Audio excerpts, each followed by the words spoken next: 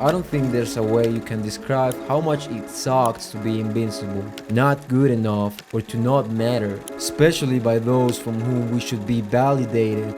Our parents. No, I don't think you can describe that with words, but in this Clarence episode, one of his characters portrays just that. And it's honestly very surprising how we see Mr. Sumowski carrying his emotions without saying a word like, "Oh, I'm sad, please notice me." He never spills it out, and yet we feel everything. You would absolutely not expect that from a show like Clarence. This is absolute cinema. We'll see Sumo try harder, build, break, pushing himself to the edge, hoping anyone will finally see him. But what happens when that isn't even enough? The episode starts with Sumo in detention, along with several other kids, no one of them being happy to be there. Not because they care, but because they have to put up with the teacher claiming he's achieved all his goals. He made it happen. He successfully never set foot in Planet Fitness. Sumo and the other kids are given an apology worksheet about why they're here in detention. When he's asked if he regrets what he did, he says nah. Then when asked if he would do it again, he's like, why not? Wow, such an easy test. There is, however, a question that gives him a pause. A question that, well, makes him question a lot about himself. What do you want most in life, and how are you going to achieve it? Just at that moment, Clarence enters the scene causing chaos with some silly, goofy behavior. The little fat one is making fun of the big fat one. Friendly fire will not be tolerated. Everyone laughs and the teacher notices and tries to catch Clarence. And this little cardio session almost gives him a heart attack. At the end of the class, Sumo hands in his exam. To this very important question, unable to deal with such heavy line of thought, Sumo scribbles out a large whatever, only to the teacher to rip it up and demand that he redo it with serious answers by the next week. Serious responses this time. Change has to start with you, Mr. Samowski. These simple words will be the beginning of Sumo's existential crisis. Later in Sumo's backyard, which looks a lot like Trevor's house from GTA 5,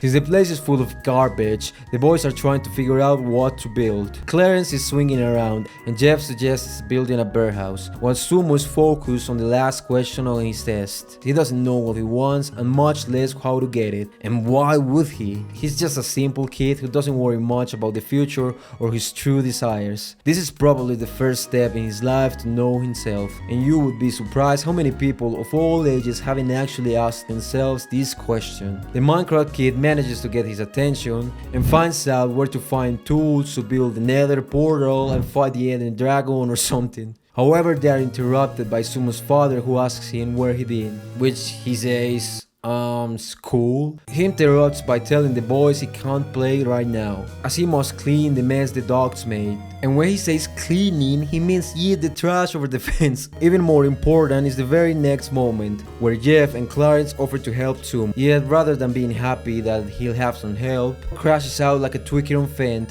and tells them that his dad asked him to do it, so he'll do it himself. No, my dad told me to do it. That's the mark of child abuse. This is a quick but effective look into how Sumo struggles with his self-worth, and also the fact that he's just not used to doing anything being expected of him. After all, in a family with about a dozen siblings and a dad who's often too busy to give them all individual attention, we can clearly see Sumo showing how starved he is for positive adult feedback. His first thought when it comes to a back-breaking chord like this isn't how much of a pain it will be, it's that maybe, just maybe, his dad will be proud of him, or be happy, or just anything if he gets it all done. Now it's nighttime and he hasn't finished cleaning yet. Meanwhile, his family is about to have dinner, and we see dozens of kids of all ages. Clearly, he has used one of the best strategies our low-income families have used for centuries. And that's the more children, the more free labor. When the food begins to be served, Sumo sits on the table. Sumo tries desperately to catch his father's attention and tell him about his day.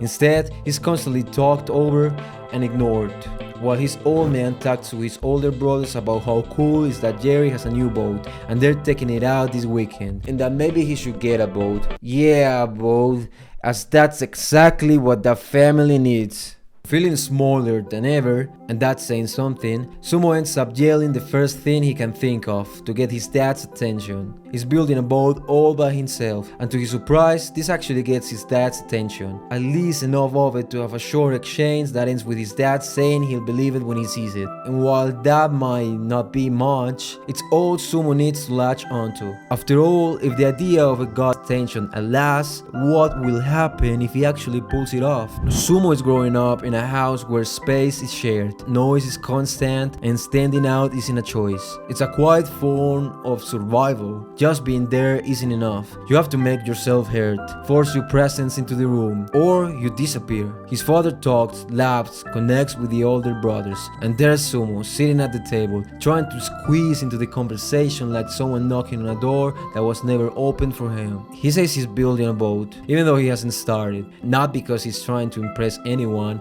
but because he knows that if it doesn't sound important, his dad won't even hear it. That little lie doesn't come from ego, it comes from emptiness, from a quiet hope that maybe this time someone will really see him. Sumo doesn't want praise or trophies, he just wants his father to pause, look at him and think, there he is, he matters too. Because sometimes kids don't just want affection, they want to feel appreciated, noticed. And when you grow up in a space where attention is spread thin or simply absent, you start to compete for warmth like it's a prize, instead of something that should have always been there. And that's when you create a YouTube channel to talk about deep stuff over cartoons, because attention must be earned.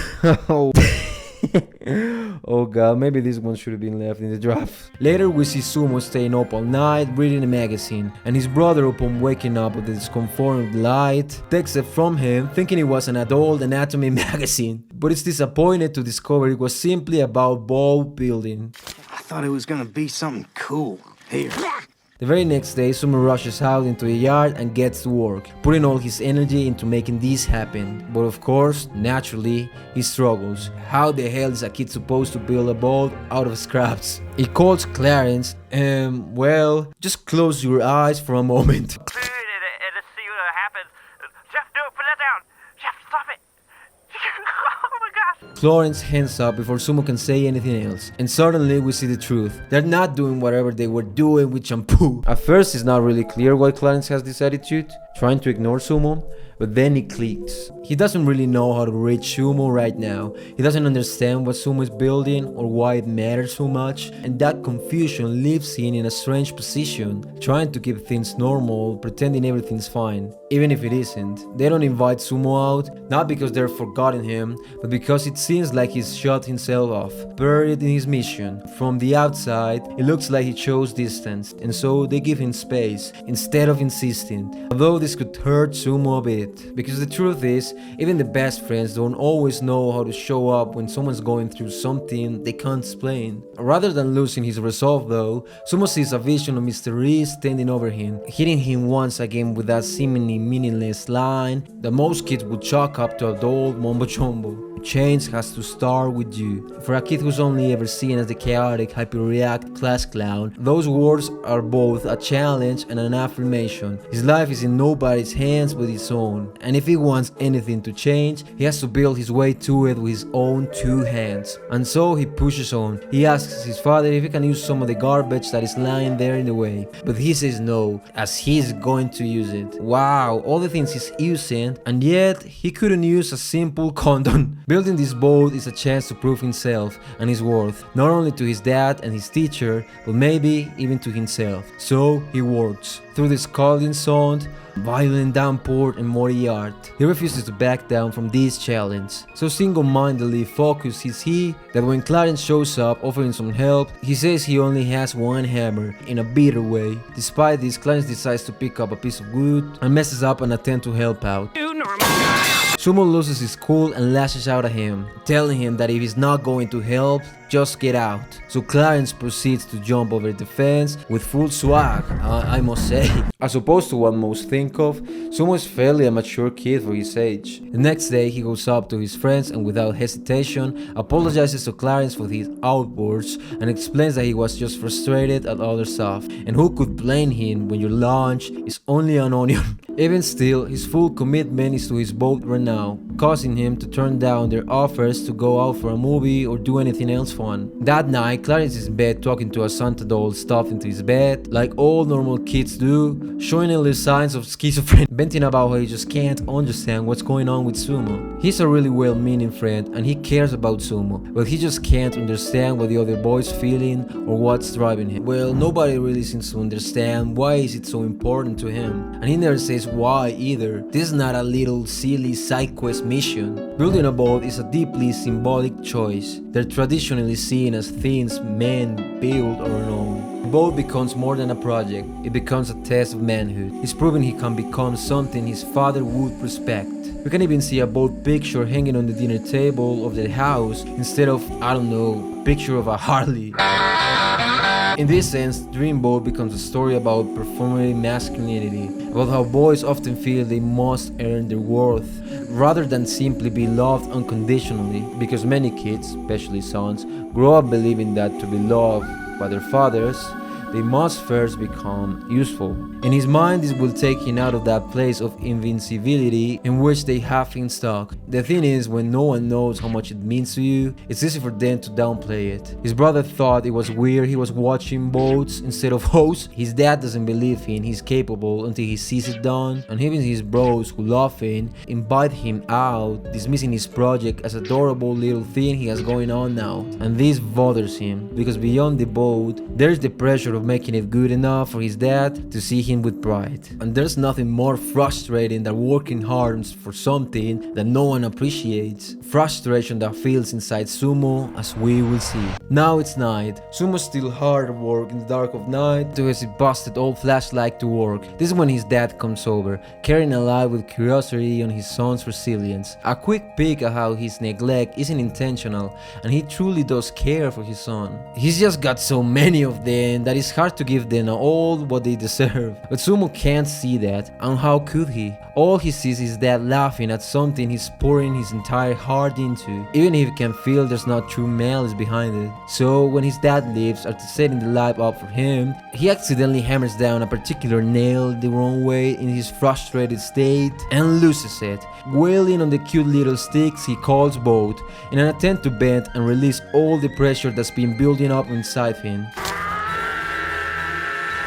That's when the other boys come in, even if they don't get it, even though it's not as important to them and they can't really understand why. What they do know is that this matters to his friend, and so they don't hesitate to slap on some raincoats and show up to his face with a trolley full of junk, determined to help him. In that moment, Sumo's frustration gives way to relief and joy. No matter how much he may be feeling or how rough things seem, he's not alone. Not as long as these two goofy goobers are around. As a smile worms its way onto his face, the boy accepts their offer and the trio get to work. Together, between Jeff's very big brain, Clarence's creativity, and Sumo's intense grit, they manage to build a charming little rap far beyond what any of them alone could have. Throughout the episode, Clarence acts as a quiet counterbalance to Sumo's turmoil. He's encouraging, present, and just there in a way that Sumo's father isn't. Clarence doesn't care if the boat works or looks good, he just cares that Sumo's happy. This dynamic is subtle, but powerful. It shows that unconditional support doesn't need to be dramatic, it just needs to be consistent. And if you remember from the previous episode about Clarence, what made him get out of that dark hole he fell into was his teacher. And I know when someone is down, we don't want to get help from others, but that's the better choice. Now they have another problem. Take the boat to the nearest lake, to which one of his older brothers offers to take them there, only to see them drown. Because yeah, seeing primary school kids sinking sounds like some good cheap laughs. So now with the craft ready, they head to the lake to test it out. Dressed as pirates, put the boat in the water and climb aboard. And it works! Clarence celebrates Sumo's achievement, but it takes a second for Sumo to process it before busting into cheers. I did it! I did it! My boat worked!